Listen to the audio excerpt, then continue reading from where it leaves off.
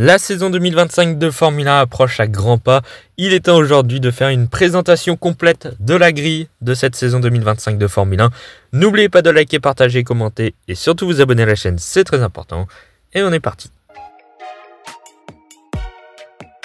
Démarrons d'abord avec McLaren, l'écurie championne du monde pour la 9e fois chez les constructeurs en 2024, qui aligne toujours le même duo de pilotes. D'abord, Lando Norris, vice-champion la saison précédente, qui a remporté ses premiers Grands Prix en carrière également l'année passée. Évidemment, pour le Britannique, l'objectif pour lui sera d'être sacré champion du monde en 2025.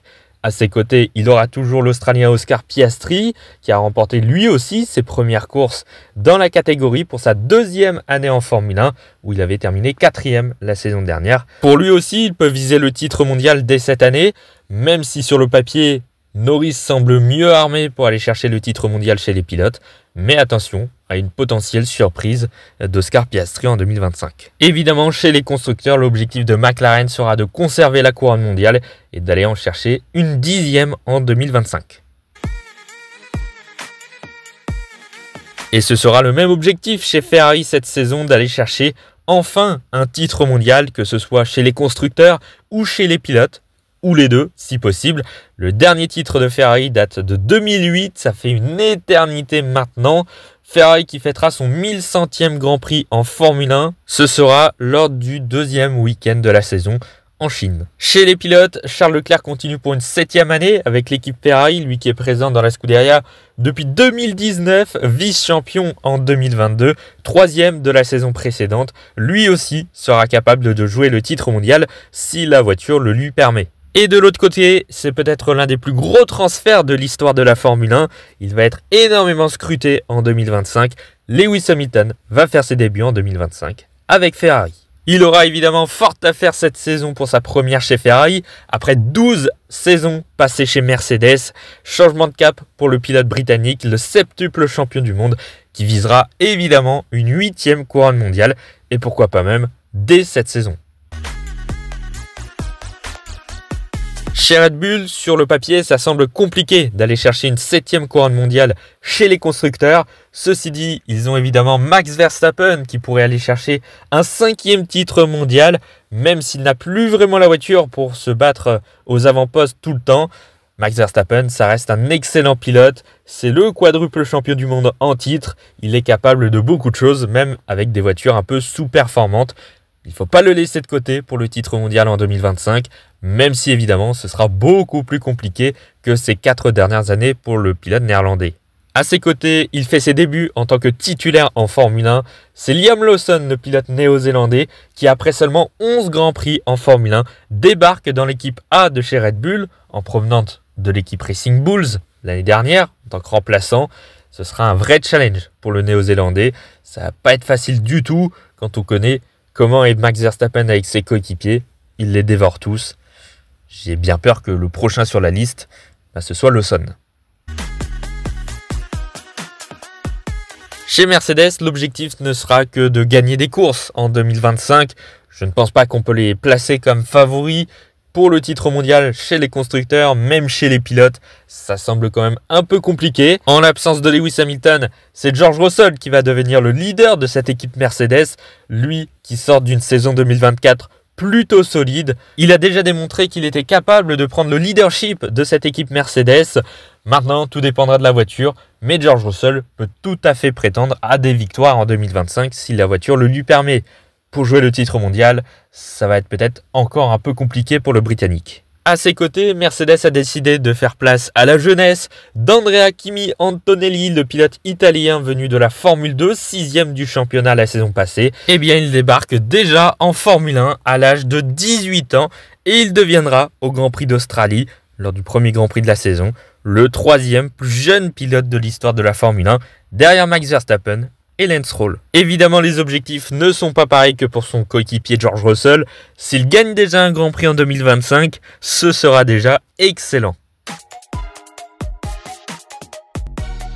Chez Aston Martin, c'est l'un des 2 constructeurs à conserver son duo de pilotes de la saison précédente. Évidemment Fernando Alonso qui reste le grand leader de cette équipe Aston Martin, mais qui évidemment, sans la voiture, ne peut pas faire d'exploits comme en 2023 par exemple. La saison dernière a été un peu compliquée. Et malheureusement pour l'Espagnol, je ne pense pas qu'il y aura beaucoup d'éclaircies en 2025. Il faudra s'attendre plus ou moins à la même saison qu'en 2024. Évidemment, il sera toujours capable de coups d'éclat de temps en temps quand la voiture le lui permettra. Ça reste quand même Fernando Alonso. Et à ses côtés, le pilote que 90% des fans ne veulent plus voir, et pourtant il est encore là, c'est le Canadien Lance Stroll qui va démarrer en 2025 sa 9e saison en Formule 1. Et toujours pas grand chose de fait dans la catégorie. C'est un petit peu dommage. Le fils du propriétaire devrait continuer à végéter en dessous du top 10 à chaque course ou quasiment. Il ne pourra marquer que quelques points de temps en temps, un petit peu comme ce qu'il a fait en 2024 finalement. Il n'y a pas de grandes attentes autour de Lance Stroll cette année. Chez Aston Martin, on devrait les voir à peu près à la même position qu'en 2024, c'est-à-dire la 5e au championnat des constructeurs. Attention quand même aux constructeurs qui arrivent de derrière, Alpine, Haas, Racing Bulls notamment, qui pourraient revenir un petit peu, même si l'écart semble encore un petit peu plus élevé pour Aston Martin face à ces 3 constructeurs. Attention toutefois, il n'y aura pas grand-chose à jouer dans cette saison 2025 toutefois. Chez Alpine, qui va atteindre son 100e Grand Prix sous l'appellation Alpine depuis 2021, eh bien les objectifs sont toujours revus à la baisse. Eux qui visaient les victoires au bout de 100 Grands Prix, eh bien on est très très loin du compte. Pour Alpine, cette année, l'objectif, ça va être de garder au minima cette 6e place au championnat des constructeurs. Eux visent même la 5e place, mais moi personnellement, je n'y crois pas trop pour aller chercher Aston Martin. Alpine a conservé Pierre Gasly pour la saison 2025, qui a fait une fin de saison 2024 absolument exceptionnelle et qui a montré qu'il était toujours capable d'être rapide quand la voiture le lui permettait. Le problème la saison dernière, c'est que sur les 3 quarts de la saison, il n'avait pas de voiture capable de marquer des points ou de faire de beaux grands prix. L'objectif évidemment pour Pierre Gasly, ce sera de marquer un maximum de points en 2025, mais là encore, ça dépend des capacités de sa voiture. À ses côtés, c'est Jack Doohan, le pilote de réserve d'Alpine de la saison précédente, qui va démarrer comme titulaire au moins pour le début de saison. Certaines rumeurs évoquent un contrat de 5 Grands Prix seulement. S'il ne performe pas, il serait remplacé. S'il performe, évidemment, il continuera. Donc c'est une grosse pression ce début de saison pour Jack Doohan qui avait déjà participé au Grand Prix d'Abu Dhabi en fin de saison 2024. Il n'avait pas époustouflé plus que ça.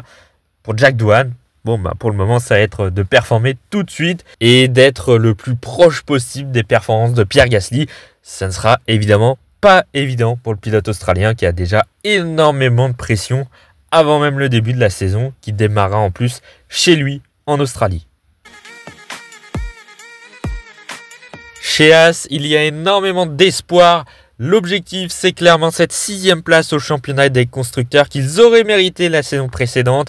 Malheureusement coiffé sur le poteau par Alpine en fin de saison. Haas qui possède, je pense, l'un de ses meilleurs duos jamais eus depuis la création de l'équipe en Formule 1 en 2016. Tout d'abord, Esteban Ocon qui va débuter avec l'équipe américaine en 2025 en provenance d'Alpine. C'est un nouveau challenge pour le pilote français. On le sent très motivé depuis qu'il est monté dans la Haas lors des tests privés à Abu Dhabi. Il a une voiture qui est capable de marquer des points très régulièrement. Donc franchement, il y a de quoi espérer de bonnes choses pour Esteban Ocon en 2025. L'objectif, il sera clair, ce sera de marquer des points le plus régulièrement possible, évidemment. À ses côtés, Oliver Bearman, qui va débuter en tant que titulaire en Formule 1, après avoir passé une saison en Formule 2 un peu compliquée, mais qui a déjà disputé 3 Grands Prix en Formule 1 la saison passée. Une course chez Ferrari à Jeddah et 2 courses chez Haas à Bakou et au Brésil. Bearman, ce n'est pas n'importe quel rookie, c'est un rookie qui serait capable de performer tout de suite. On l'a déjà vu d'ailleurs la saison dernière lors de ses piges avec Haas et Ferrari. Il a tout de suite été performant. Évidemment en 2025, on attendra de lui qu'il soit performant et qu'il puisse marquer le maximum de points possible. Il en est tout à fait capable. Chez Racing Bulls, même si on termine 8e au championnat la saison passée, je pense qu'on peut viser quand même la 6e place au championnat constructeur, même si ça va être un peu plus compliqué. Ça semble sur le papier réalisable. Tout d'abord, Yuki Tsunoda qui va commencer sa 5e saison en Formule 1, toujours dans la même équipe, Et lui, c'est vraiment dommage parce qu'on l'a tous vu dans la Red Bull. Et pourtant, s'est fait griller la politesse par Liam Lawson finalement, alors que le néo-zélandais était globalement un peu moins performant que le pilote japonais. Bon, il va continuer dans l'équipe B finalement. Pour lui, l'objectif est simple. Lui aussi devra marquer des points un maximum de fois. Et surtout, je pense, trouver une porte de sortie à Red Bull, parce qu'il va rester coincé dans cette équipe à jamais. Il ne montera de toute manière jamais chez Red Bull. Et à ses côtés, un troisième Français cette saison, Isack Hadjar va faire ses débuts en Formule 1 après avoir terminé vice-champion de Formule 2 la saison précédente. Il a été monté dans l'équipe B pour remplacer Liam Lawson, monté dans l'équipe A. Espérons qu'il puisse s'adapter le mieux possible à sa Racing Bulls et qu'il puisse se rapprocher des performances de Tsunoda, voire même de le battre. S'il fait une première bonne saison, il peut y avoir des espoirs pour monter chez Red Bull, peut-être même dès la saison 2026. Qui sait, selon les performances de Lawson également. Chez Williams, il y a quand même de gros doutes sur une performance de la voiture de 2025. Williams devrait à nouveau traîner dans les fonds de peloton cette saison, mais ils ont un duo de pilotes costaud. Ils ont leur meilleur duo de pilotes depuis un certain temps maintenant. Tout d'abord avec Alexander Albon qui va continuer pour une 4e année avec l'équipe britannique. Il a déjà montré un beau potentiel sur cette Williams depuis qu'il est arrivé. Maintenant, ça va être plus compliqué déjà de marquer des points avec une voiture qui devrait être pas très performante, qui ne devrait pas être dans le top 10 très souvent, donc ça va être compliqué pour le Thaïlandais. Surtout qu'il aura à ses côtés Carlos Sainz qui vient de chez Ferrari, d'un top team de 2021 à 2024, qui a gagné plusieurs courses ces dernières années. Évidemment, il a une grande expérience en Formule 1. Il a démarré en 2015 avec des belles équipes comme McLaren, comme Renault, comme Ferrari ces derniers temps surtout. Donc attention, Carlos Sainz pourrait prendre le leadership de cette équipe Williams s'il en serait capable. Est-ce qu'il sera capable de marquer beaucoup de points en 2025 ? Pas si sûr que ça, surtout que la voiture pour 2025, elle va être normalement un peu moins compétitive que l'année dernière. Et enfin, on termine avec la lanterne rouge Sauber. Pas beaucoup d'attentes pour cette saison 2025. C'est encore une année de transition en attendant Audi en 2026 avec la nouvelle réglementation. On devrait retrouver des Sauber peut-être un peu plus compétitifs que la saison précédente, mais ça ne va pas marquer beaucoup de points. Ils ont quand même recruté Nico Hülkenberg, surtout en vue de 2026.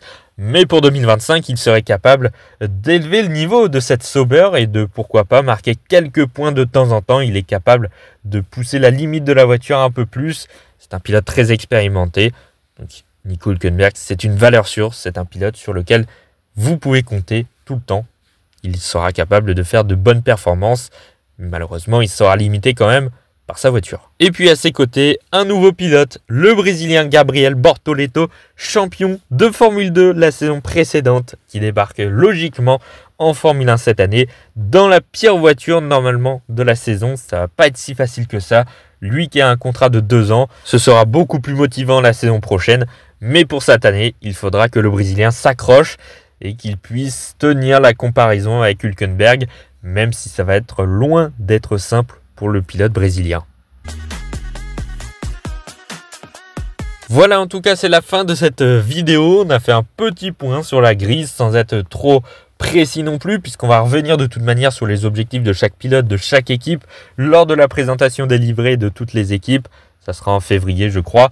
Bref, n'oubliez pas de liker, partager, commenter, surtout vous abonner à la chaîne, c'est très important. Et nous, on se retrouve dans quelques jours pour une prochaine vidéo. On devrait parler de la grille de MotoGP, un petit peu dans le même format que j'ai fait aujourd'hui. À bientôt.